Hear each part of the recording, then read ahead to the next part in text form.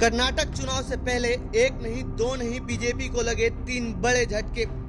जगदीश शेट्टार, लक्ष्मण सावदी जैसे बड़े नेताओं ने बीजेपी को कहा अलविदा।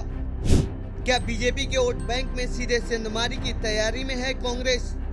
आखिर इन नेताओं को क्यों छोड़ना पड़ा चुनाव के आखिरी समय में पार्टी का दामन?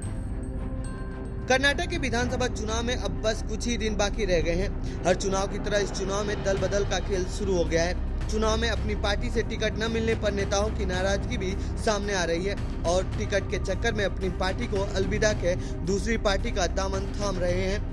तो वहीं कुछ नेता पार्टियों में अहमियत नहीं मिलने का हवाला देकर पार्टी छोड़ रहे हैं। कर्नाटक में नामांकन का आखिरी तारीख 20 अप्रैल है। इस दौरान सत्ताधारी पार्टी के कई बड़े नेताओं ने बीजेपी का साथ छोड़ कांग्रेस का दामन थाम लिया है। तो आइए जानते हैं इस रिपोर्ट में कर्नाटक में कौन कौन से बड़े नेता बीजेपी को छोड़ कांग्रेस ज्वाइन किया है और चुनाव पर इसका कितना असर पड़ेगा।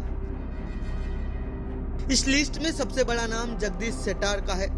इनकी बगावत बीजेपी के लिए बड़ा झटका माना जा रहा है। शेट्टार आरएसएस बैकग्राउंड से आते हैं। उनके पिता एसएस शेट्टार हुबली धरावड़ नगर निगम से 5 बार पार्षद बने थे। साउथ इंडिया के किसी शहर में वे जनसंघ के पहले मेयर थे। वहीं उनके चाचा सदाशिव शेट्टार कर्नाटक में जनसंघ के पहले विधायक थे। जगदीश शेट्टार ने अपनी राजनीति अखिल भारतीय विद्यार्थी परिषद यानी एबीपी से शुरू की थी। बाद में आरएसएस के सक्रिय सदस्य बने और उन्होंने बीजेपी छोड़कर अब कांग्रेस ज्वाइन कर लिया है। शेट्टार 6 बार से विधायक हैं। हुबली धरावड़ सेंट्रल सीट से चुनाव लड़ते हैं। पहली बार 1994 में बीजेपी की टिकट पर विधायक बने। साल 2012 में डीवी सदानंद गौड़ा की जगह कर्नाटक के सीएम बने थे। हालांकि इनका कार्यकाल बेहद कम समय के लिए रहा था। साल 2012 से 2018 के बीच शेट्टार विधानसभा में विपक्ष के नेता थे। यही नहीं, उन्हें येदियुरप्पा का भी करीबी माना जाता है। येदियुरप्पा के बाद बीजेपी के सबसे बड़े लिंगायत समुदाय के नेता माने जाते हैं। लिंगायत समुदाय कर्नाटक में बीजेपी का वोटर माना जाता है। यदि इसमें सेंध लगती है तो बीजेपी को भारी नुकसान हो सकता है। इस लिस्ट में दूसरा सबसे बड़ा नाम है लक्ष्मण सावदी का। बीजेपी ने इनका भी टिकट काट दिया है, जिसके बाद उन्होंने एमएलसी पद से इस्तीफा दिया और पार्टी छोड़ दी और 14 अप्रैल को लक्ष्मण सावदी कांग्रेस में शामिल हो गए। सावदी अपनी पुरानी सीट अथनी से टिकट का इंतजार कर रहे थे।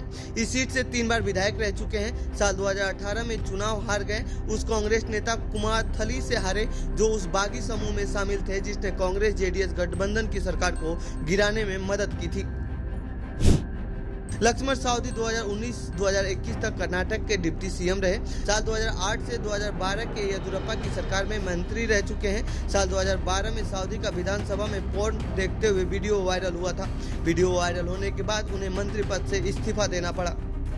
तीसरा नाम है आर शंकर का। आर शंकर मौजूदा समय में बीजेपी की तरफ से एमएलसी चुने गए थे। एमएलसी पद से इस्तीफा देने के बाद बीजेपी छोड़ दी है। शंकर भी उन नेताओं में शामिल हैं जिन्होंने 2019 में कांग्रेस जेडीएस गठबंधन सरकार गिराने में बीजेपी की मदद की थी। 2018 में शंकर कर्नाटक प्रणवंता पार्टी यानी केपीजेपी से विधायक चुने गए थे। बाद में कांग्रेस में चले गए। 2019 में बगावत के बाद कर्नाटक विधानसभा से अयोग्य साबित हो गए। फिर बीजेपी में चले गए, लेकिन दिसंबर 2019 के चुनाव में बीजेपी ने टिकट नहीं दिया था। बाद में एमएलसी बनाए गए और अब चर्चा है कि निर्दलीय चुनाव लड़ सकते हैं। बीजेपी में जिन मौजूदा विधायकों के टिकट कटे हैं, इनमें एमपी कुमारस्वामी का नाम भी शामिल है। नाराज कुमारस्वामी ने पार्टी छोड़ दी है और जेडीएस में शामिल हो गए हैं। कुमारस्वामी मिडिगेरे सीट से विधायक थे।